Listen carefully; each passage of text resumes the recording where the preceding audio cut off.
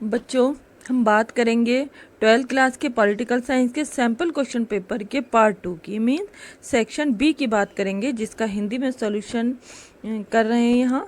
और पार्ट 1 की वीडियो पहले ही बनाकर सेंड की जा चुकी है। अगर आप लोगों ने वो वीडियो नहीं देखी है तो इसका लिंक डिस्क्रिप्शन में दे दिया जाएगा। उस लिंक के द्वारा आप सैम्पल क्वेश्चन पेपर के पार्ट 1 को देख सकते हैं और वहीं से आपको उसके जो क्वेश्चन पेपर के जो इंस्ट्रक्शंस हैं जो आपको फॉलो करने हैं वो भी आपको वहाँ से मालूम हो जाएंगे। जैसे आपको बताया गया था कि इस सैम्पल क्वेश्चन पेपर को 3 हिस्सों में डिवाइड किया हुआ है, 3 पार्ट्स में डिवाइड किया गया है। Section A, section B and section C. Section A की वीडियो पहले ही सेंड की जा चुकी है। सेक्शन बी की हम बात करेंगे और जो हम सेक्शन बी की बात कर रहे हैं उसमें जो क्वेश्चन हम करेंगे उसमें एजर्शन और रीजंस मींस कथन और कारण वाले क्वेश्चन भी हम करेंगे और देखेंगे कि किस तरह से किए जाते हैं। कोशिश यही है कि आपको अच्छे से समझाया जा सके ताकि आप लोग टर्म फर्स्ट के इजीली अटैम्प्ट कर सकें और अच्छे मार्क्स ला सकें। ये वीडियो आप सभी स्टूडेंट्स के लिए काफ़ी हेल्पफुल रहेगी। तो चलिए बच्चों, देखते हैं हम सैम्पल क्वेश्चन पेपर का section B. Attempt any 20 question. यहाँ पर इस सेक्शन बी के अंदर आपको 24 क्वेश्चन दिए गए हैं और इसमें से सिर्फ आपको 20 क्वेश्चन जो हैं वो अटेम्प्ट करने होंगे। तो सेक्शन बी का जो क्वेश्चन है, फर्स्ट क्वेश्चन है 25। इससे पहले की जो 24 क्वेश्चन है वो सेक्शन ए के अंदर हम अपने आप को हिंदी के अंदर उसका सॉल्यूशन करा दिया है। तो जैसे अभी आपको बताया, अगर आपने वो वीडियो नहीं देखी है अभी तक की, इससे पहले के 24 क्वेश्चन आपने नहीं देखे हैं तो वो पार्ट बी में आप देख सकते हैं डिस्क्रिप्शन में लिंक के द्वारा। तो क्वेश्चन नंबर 25 में दिया है कि शीत युद्ध के दौरान युद्ध क्यों नहीं हुआ था। तो शीत युद्ध के जो टॉपिक है बहुत अच्छे से पढ़ाया गया होगा, बहुत अच्छे से समझा होगा आप लोगों ने कि शीत युद्ध क्या है, क्या था, है ना। तो ये कहना है कि शीत युद्ध के दौरान युद्ध क्यों नहीं हुआ था, क्योंकि शीत युद्ध एक युद्ध नहीं था, एक युद्ध की सी संभावना थी। हाँ, तो युद्ध क्यों नहीं हुआ था उसका हमें कारण जो है ढूंढना है। तो यहाँ ऑप्शन दिए हैं, 4 ऑप्शन का ऑप्शन दिया है कि प्रतिरोधक सिद्धांत के कारण शीत युद्ध नहीं हुआ था, गुटनिरपेक्ष आंदोलन के कारण, और गा ऑप्शन है क्यूबा मिसाइल संकट के कारण, संयुक्त राष्ट्र संघ की सक्रिय भागीदारी के कारण जो है शीत युद्ध नहीं हुआ था। तो बच्चों, इसका सही ऑप्शन है, जैसे कि चैप्टर में आपने पढ़ा भी होगा, ऑप्शन का जो है इसका सही ऑप्शन है, प्रतिरोधक सिद्धांत के कारण शीत युद्ध नहीं हुआ था। क्वेश्चन नंबर 26 है कि रूस सोवियत संघ का उत्तराधिकारी क्यों बन गया। तो इसके भी ऑप्शन दिए हैं इन्होंने। नंबर 1 पे दिया है रूस ने स्वतंत्र राष्ट्रों का राष्ट्रकुल CIS के गठन का नेतृत्व किया। सेकंड ऑप्शन दिया है रूस को संयुक्त राष्ट्र संघ में सोवियत संघ की सीट विरासत में मिली। थर्ड ऑप्शन है कि सबसे बड़ा गणतंत्र था। और लास्ट वन है फोर्थ ऑप्शन कि बोरिस येल्त्सिन गोर्बाचेव की तुलना में अधिक करिश्माई थे। तो बच्चों, देखना है इसमें कि कौन सा जो है हमारा सही ऑप्शन है। इसके लिए नीचे इन्होंने दिए हैं, कह रहे हैं कि फर्स्ट और थर्ड जो ऑप्शन है वो ठीक है, सेकंड और जो थर्ड है वो ऑप्शन ठीक है, या ऑप्शन 1 और 4 ठीक है, या लास्ट का दिया है सेकंड और 4 ठीक है। तो बच्चे, देखना है कौन सा ऑप्शन ठीक है हमारा। तो यहाँ पर जो ऑप्शन घ है ना, वो करेक्ट ऑप्शन है। उसके हिसाब से जो सेकंड है कि रूस को संयुक्त राष्ट्र संघ में सोवियत संघ की सीट विरासत में मिली, और 4 है बोरिस येल्त्सिन गोर्बाचेव की तुलना में अधिक करिश्माई थे।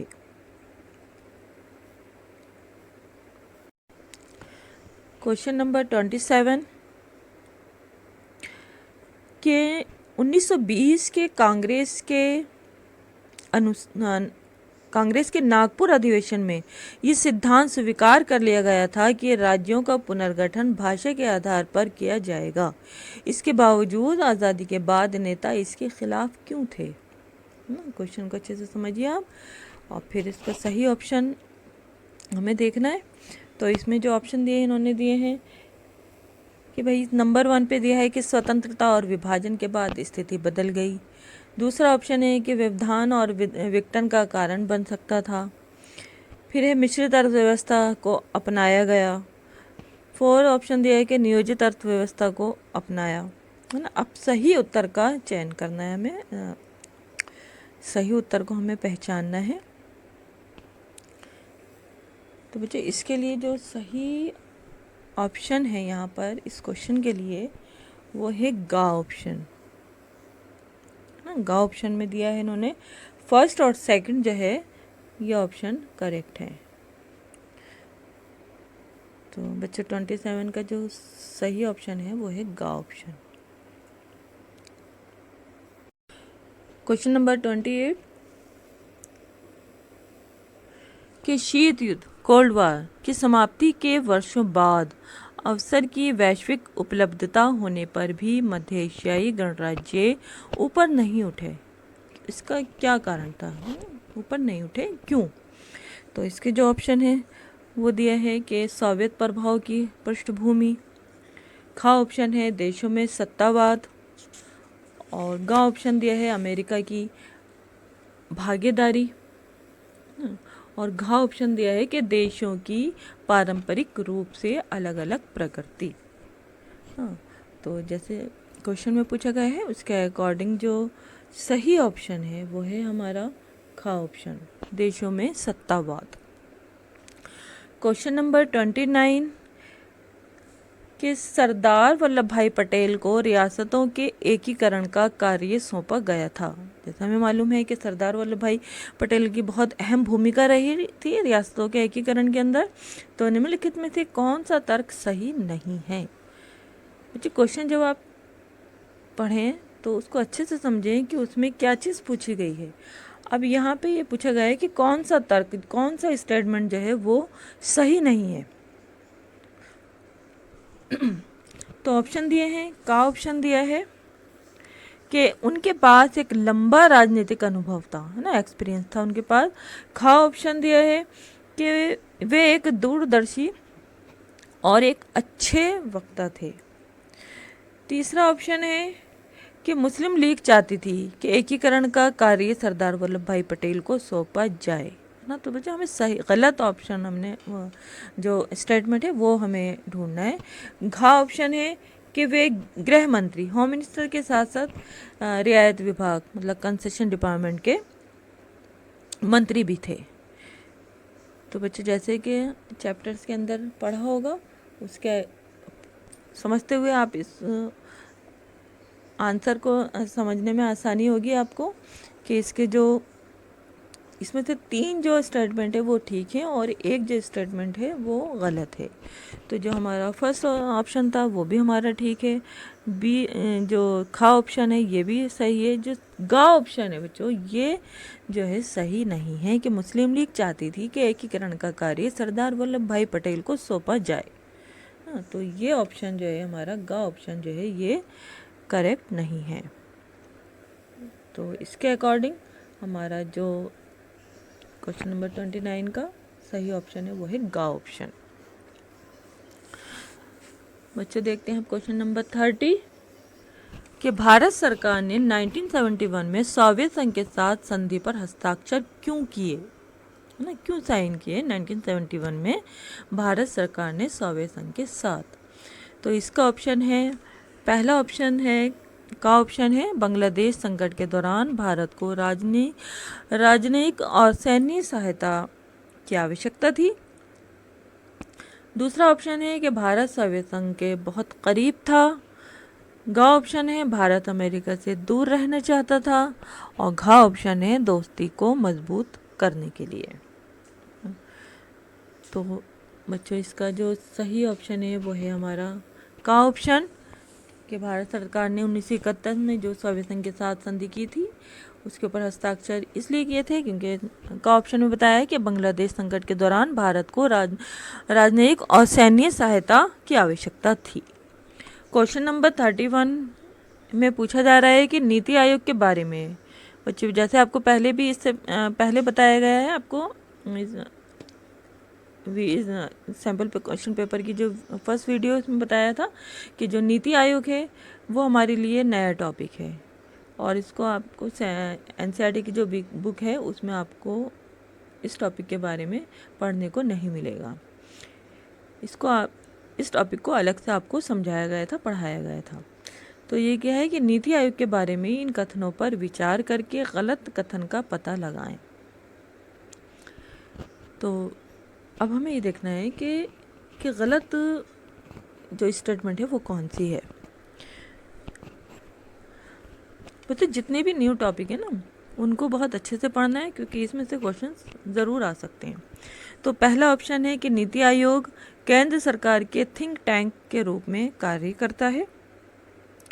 खा ऑप्शन है कि नीति आयोग सहकारी संघवाद कोऑपरेटिव फेडरलिज्म की भावना को सुनिश्चित नहीं करता। गा ऑप्शन है भारत के प्रधानमंत्री नीति आयोग के पदेन अध्यक्ष हैं। तो ये भी ठीक है, जब आपने नीति आयोग के बारे में पढ़ा होगा तो ये भी आपने पढ़ा होगा। और घा ऑप्शन डॉक्टर राजीव कुमार नीति आयोग के वर्तमान उपाध्यक्ष वाइस चेयरमैन हैं। तो जैसे कि आपके सामने ऑप्शन समझाए गए, आपको बताए गए, तो उसमें जो का ऑप्शन हमने पढ़ा ये भी ठीक है बच्चों, जो गा ऑप्शन पढ़ा ये भी ठीक है और घा ऑप्शन जो हमने पढ़ा ये भी ठीक है। अब रहता है खा ऑप्शन, तो यही जो स्टेटमेंट है ये गलत स्टेटमेंट है। तो इसी के अनुसार क्वेश्चन नंबर 31 का जो आंसर होगा वो खा जो है वो करेक्ट ऑप्शन होगा। बच्चों क्वेश्चन नंबर 32 देखते हैं कि शॉक थेरेपी से जुड़ी एक घटना है। अब नीचे से ही देखना है कि कौन सी घटना जो है वो शॉक थेरेपी से जुड़ी हुई है। तो इसका का ऑप्शन है कि ताजिकिस्तान और अजरबैजान में मध्य एशियाई संघर्ष, और घा ऑप्शन है कि नई अंतर्राष्ट्रीय आर्थिक व्यवस्था। गा ऑप्शन है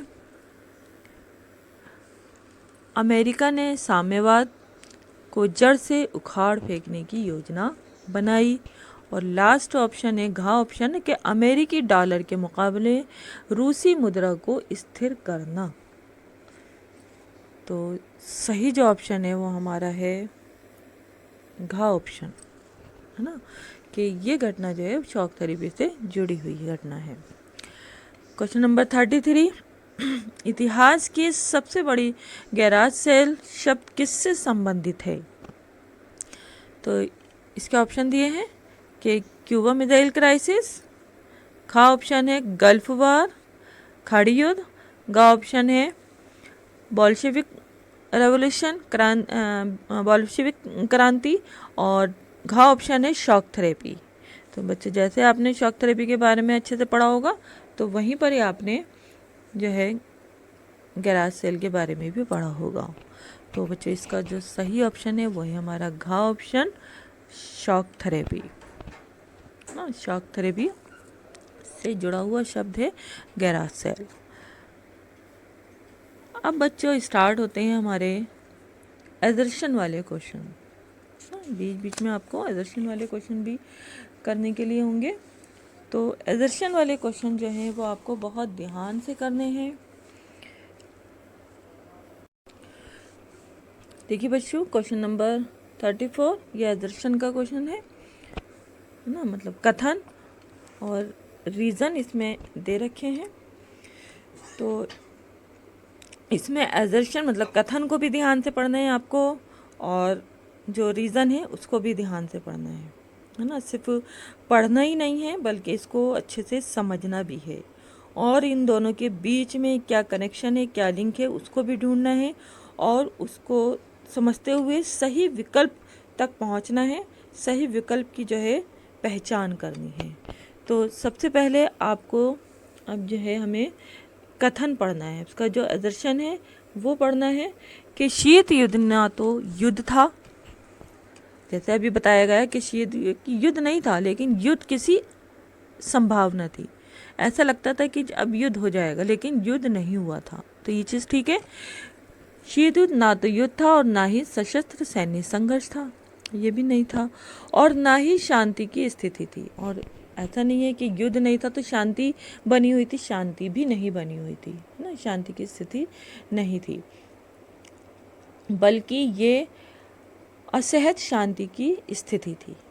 हाँ, तो जैसे अपने शीत युद्ध के बारे में पढ़ा होगा, तो ये जो एजर्शन है या कथन है, ये बिल्कुल सही कथन है कि शीत युद्ध ना तो युद्ध था और ना ही सशस्त्र संघर्ष था और ना ही शांति की स्थिति थी, बल्कि ये एक असहज शांति की स्थिति थी। तो ये पढ़ने के बाद हमें ये लगा कि हाँ, ये एजर्शन जो है, कथन जो है, वो ठीक है।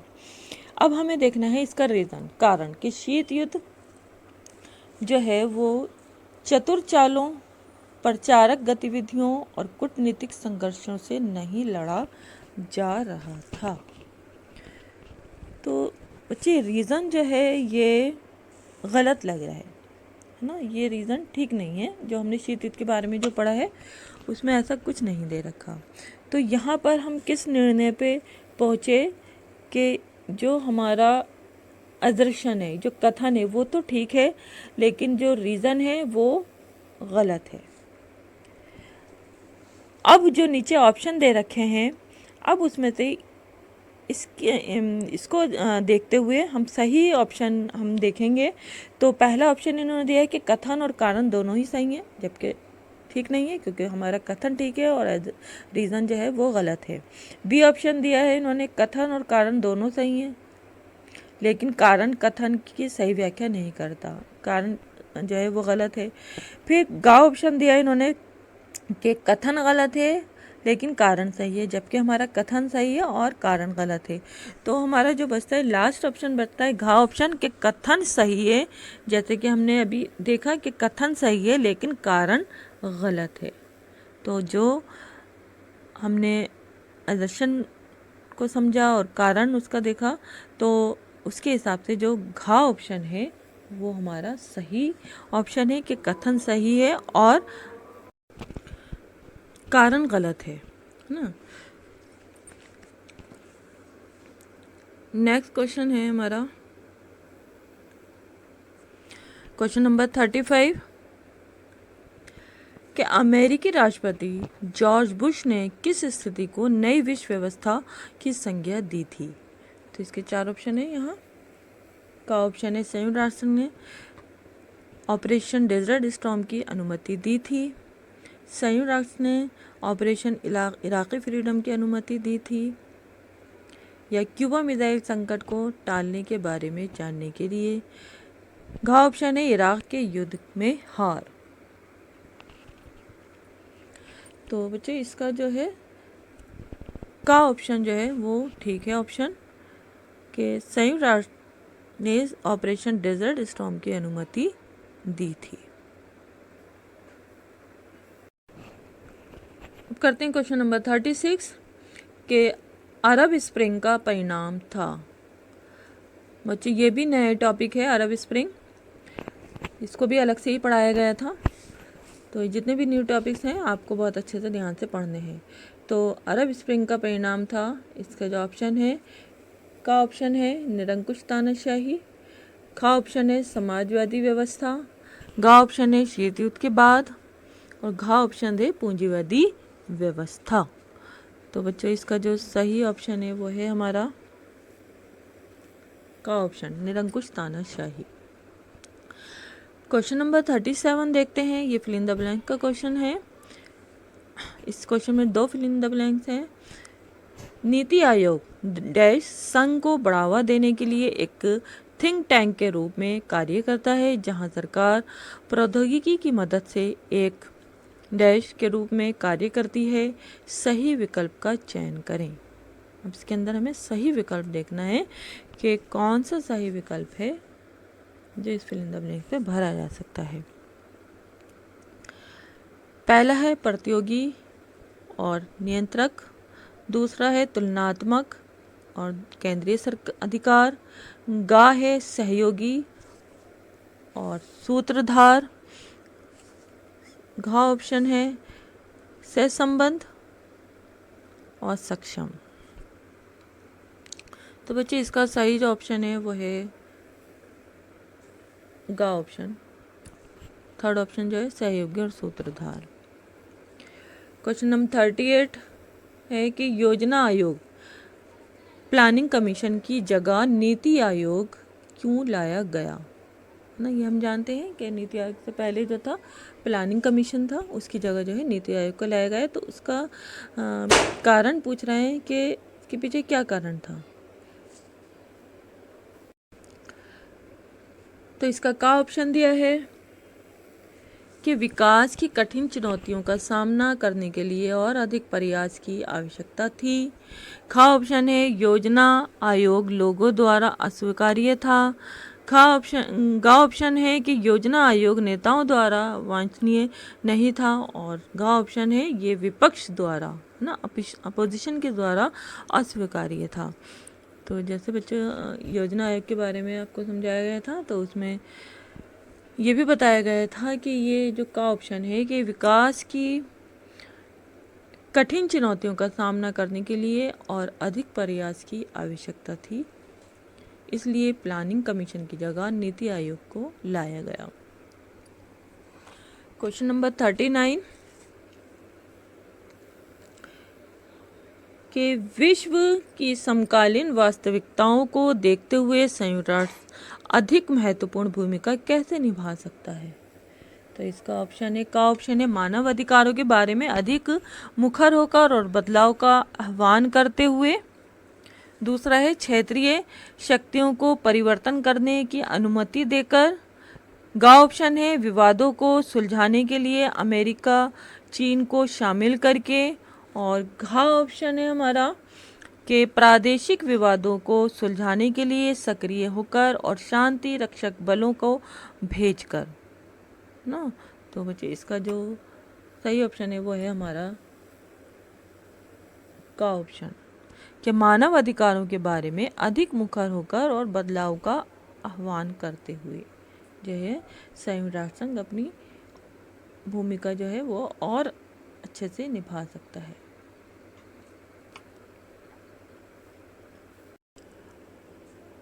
बच्चों अब हम करेंगे क्वेश्चन नंबर 40।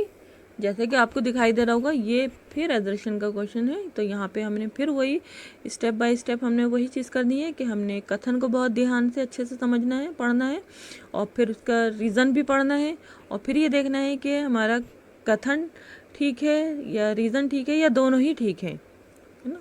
फिर उसको देखते हुए फिर हमें सही विकल्प को पहचानना है। तो इसमें जो आदर्शन दिया है, जो कथन है, वो है कि अप्रैल 1949 में उत्तरी अटलांटिक संधि संगठन मतलब नाटो है ना की स्थापना हुई, जिसमें 12 देश शामिल थे। इस संगठन ने घोषणा की कि उत्तरी अमेरिका अथवा यूरोप के उन देशों में से किसी एक पर भी हमला होता है तो उस संगठन में शामिल सभी देश अपने ऊपर हमला मानेंगे। तो जैसे नाटो के बारे में हमने पढ़ा, आप लोगों ने पढ़ा, तो उसमें ये सब चीज़ें आपने पढ़ी थी कि जो 12 देश थे उनमें से अगर किसी एक देश पर भी हमला होता है तो सभी देश जो हैं, सभी 12 देश उस हमले को अपने ऊपर मानेंगे कि ये हमला एक देश पर नहीं बल्कि हम सबके ऊपर हमला हुआ है। तो ये दर्शन जो है वो जो कथन है वो सही है। अब हम देखते हैं कारण है प्रत्येक राज्य एक दूसरे की मदद करने के लिए बाध्य होगा, ये भी हमने पढ़ा था। तो कारण अगर हम देखें, रीज़न देखें, तो ये भी सही है ना। अब हमें ये देखना है कि क्या कारण जो है, क्योंकि हमने देखा कि आदर्शन भी ठीक है और रीज़न भी ठीक है। तो अब हमें ये देखना है कि जो रीज़न है, जो कारण है, वो आदर्शन को ये सही व्याख्या कर रहा है, सही एक्सप्लेन कर रहा है या नहीं कर रहा है ना। तो हमने पढ़ा है नाटो के बारे में, तो उस हिसाब से अगर हम देखें जो कारण है वो कथन को सही एक्सप्लेन कर रहा है, सही व्याख्या कर रहा है, तो उसके हिसाब से अगर हम देखें तो हमारा जो का ऑप्शन है वो करेक्ट है। कि कथन और कारण दोनों ही सही हैं, जैसे कि हमने देखा कथन भी ठीक है और एजर्शन भी रीज़न भी ठीक है, और कारण जो है वो कथन की सही व्याख्या कर रहा है ना। तो इसी हिसाब से अगर हम देखें तो हमारा का ऑप्शन जो है वो ठीक होगा। इसके लिए हमें आगे के जो 3 ऑप्शन है वो पढ़ने की ज़रूरत नहीं है। क्वेश्चन नंबर 41 भी एजर्शन का है क्वेश्चन। तो अगर हम इसमें ये देखें क्वेश्चन नंबर 41 के अंदर के एजर्शन हम पढ़ते हैं कि अंतर्राष्ट्रीय संगठन शांति बनाए रखने में बहुत महत्वपूर्ण भूमिका निभाते हैं। बिल्कुल ठीक है ये बात कि अंतर्राष्ट्रीय संगठन जो है उनका एक उद्देश्य होता है, उनका एक मकसद होता है कि शांति को स्थापना करना, शांति को बनाए रखना, है ना, पीस को जो है वो मेंटेन रखना। तो ये जो एजर्शन है वो हमारा ठीक है। अब हम रीज़न देखते हैं कि कारण क्या दिया है इन्होंने, देशों के बीच विवाद और मतभेद होते हैं। ये भी ठीक है रीज़न कि जो देश हैं उनके बीच के अंदर जो है विवाद भी होते हैं और मतभेद भी होते हैं। तो अगर हम देखें तो हमारा कारण भी ठीक है। तो हमने जब पढ़ा तो हमारा एजर्शन भी ठीक है, हमारा रीज़न भी ठीक है। लेकिन अब तीसरा स्टेप क्या है, अब हमें ये देखना है कि जो रीज़न है वो क्या एजर्शन को, जो कथन है हमारा, उसको सही एक्सप्लेन कर रहा है या नहीं, है ना, उसको सही उसकी व्याख्या कर भी रहा है या नहीं। तो अगर हम देखें तो जो हमारा रीज़न है वो एजर्शन की सही व्याख्या नहीं कर रहा। हालांकि एजर्शन ठीक है, कथन ठीक है, कारण ठीक है, लेकिन कारण जो है वो कथन को जो है सही तरह से एक्सप्लेन नहीं कर रहा। तो बच्चों उसी के अकॉर्डिंग हम जो है अपना ऑप्शन देखते हैं। तो जो पहला ऑप्शन है वो है कि कथन और कारण दोनों सही हैं, ये ठीक है, और कारण जो है वो कथन की सही व्याख्या कर रहा है। बच्चे जैसे हमने पकड़ा कि कारण जो है वो कथन की सही व्याख्या नहीं कर रहा, तो इसका जो हमारा जो सही ऑप्शन होगा वो होगा खा, कि कथन और कारण दोनों ठीक है जैसे कि हमने पढ़ा था, और कारण जो है वो कथन की सही व्याख्या सही एक्सप्लेन नहीं कर रहा। नेक्स्ट क्वेश्चन है हमारा 42 क्वेश्चन। ये भी बच्चों एजर्शन और रीज़न वाला क्वेश्चन है। कथन देखते हैं कि संयुक्त राष्ट्र के सभी सदस्यों को एक वोट प्राप्त है ना। यूएनओ का जब हमने चैप्टर पढ़ा है तो उसमें ये भी हमने पढ़ा था कि जो संयुक्त राष्ट्र संघ के जो सभी सदस्य हैं सबको एक वोट प्राप्त है, जो उसकी जनरल असेंबली है उसके सभी सदस्य देशों को एक वोट प्राप्त है। हालांकि स्थायी सदस्य मतलब परमानेंट सदस्य जो हैं उनको नकारात्मक तरीके से मतदान कर सकते हैं।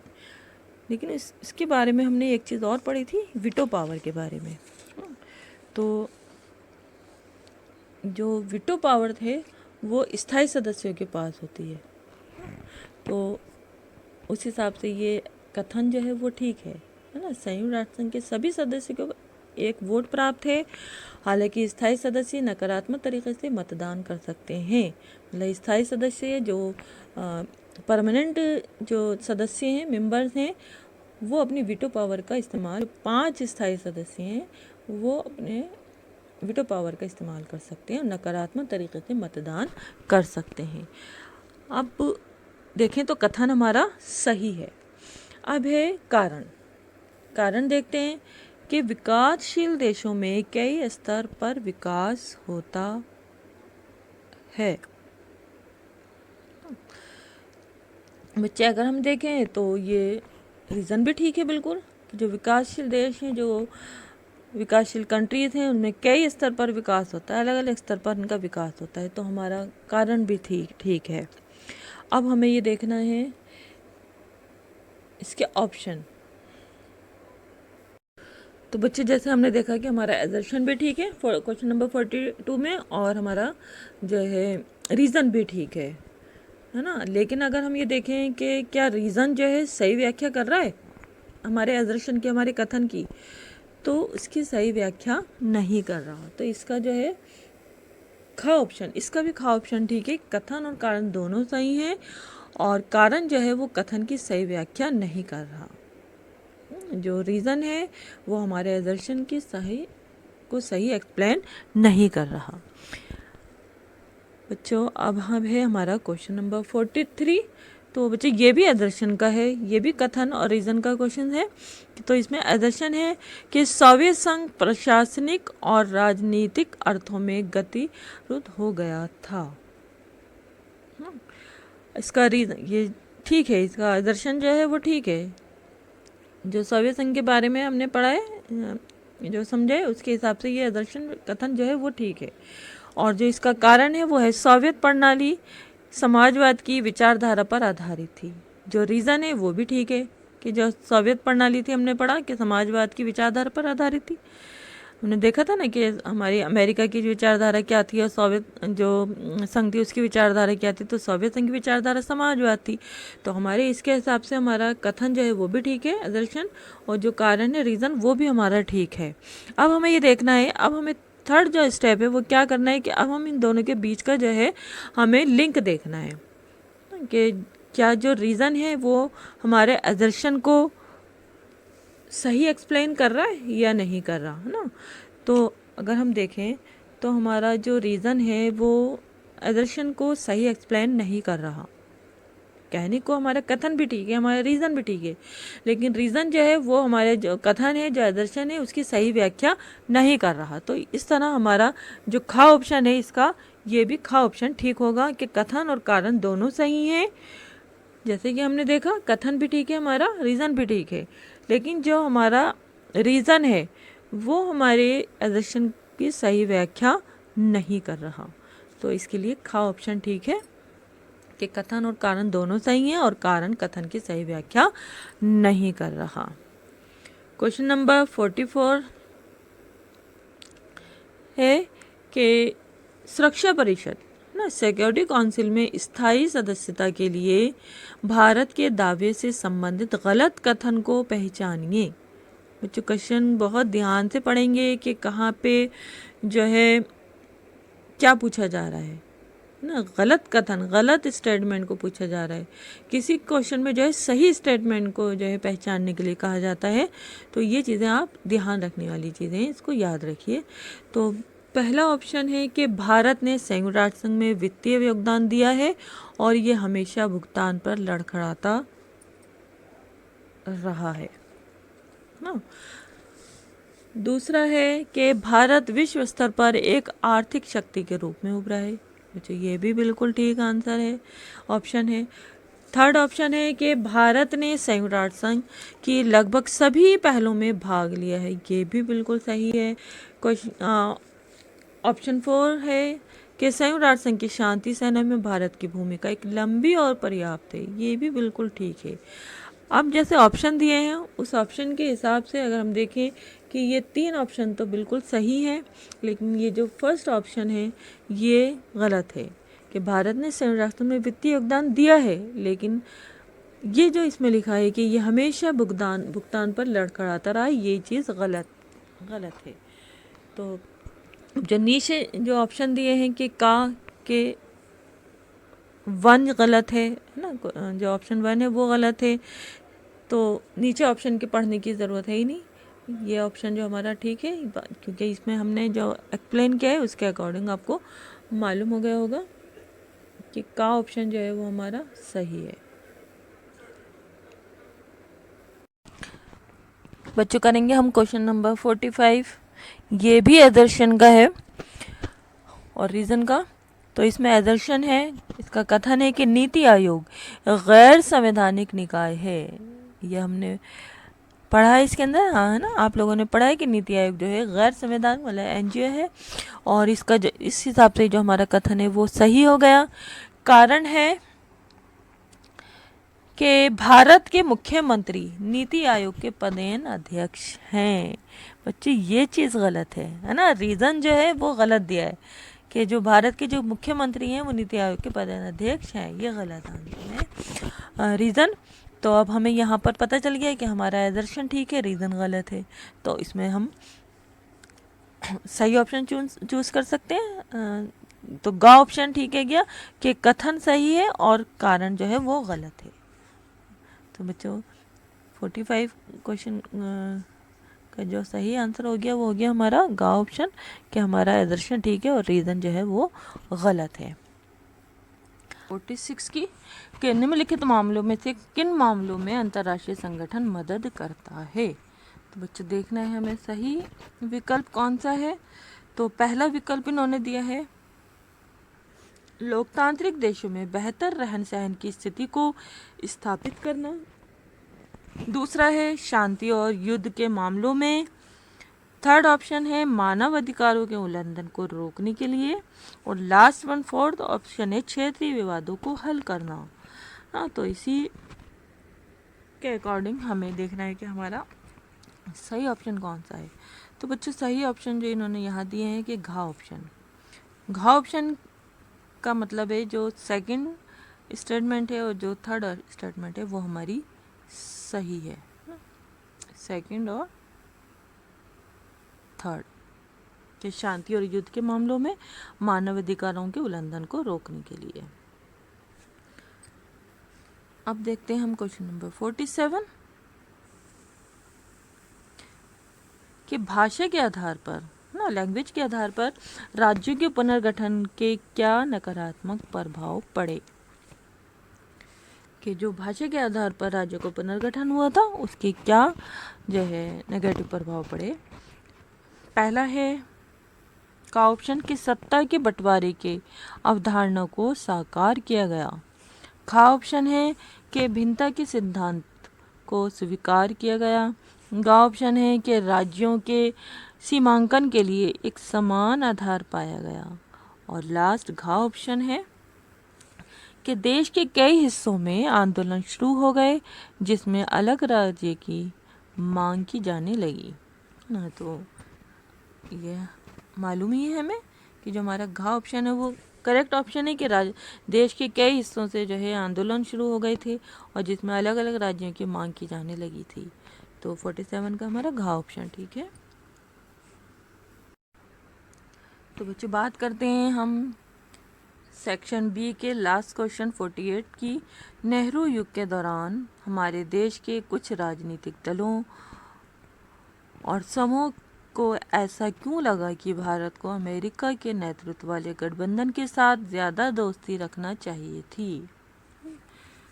तो बच्चे इसके जो ऑप्शन हैं वो दिए हैं यहाँ पर। पहला ऑप्शन दिया है क्योंकि अमेरिकी गठबंधन ने लोकतंत्र का समर्थन और पूंजीवाद का प्रचार किया। खा ऑप्शन कि अमेरिका हमेशा भारत का पक्षधर रहा है। गा ऑप्शन अमेरिका ने अपनी सभी नीतियों में भारत का समर्थन किया है। और घा option last option America Bharat के बहुत करीब था ना। तो भैया बच्चों जैसे आपने पढ़ा होगा भारत और अमेरिका के संबंध जब पढ़े थे उसमें भी आपने ये चीज़ें पढ़ी होंगी। और जब नेहरू और की जो विदेश नीति थी उसके बारे में भी जब पढ़ा था तो हमने ये देखा था कि जो का ऑप्शन है इसका सही ऑप्शन हमें नज़र आ रहा है कि क्योंकि अमेरिकी गठबंधन ने लोकतंत्र का समर्थन और पूंजीवाद का प्रचार किया। तो बच्चों ये थे हमारे जो सीबीएसई का जो सैम्पल क्वेश्चन पेपर है उसका जो हमने हिंदी में सॉल्यूशन किया है।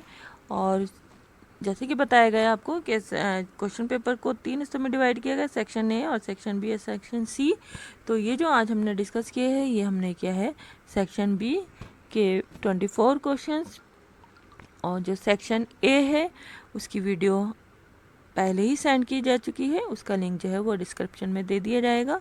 तो इससे पहले के जो 24 क्वेश्चन है वो आप वहाँ से देख सकते हैं।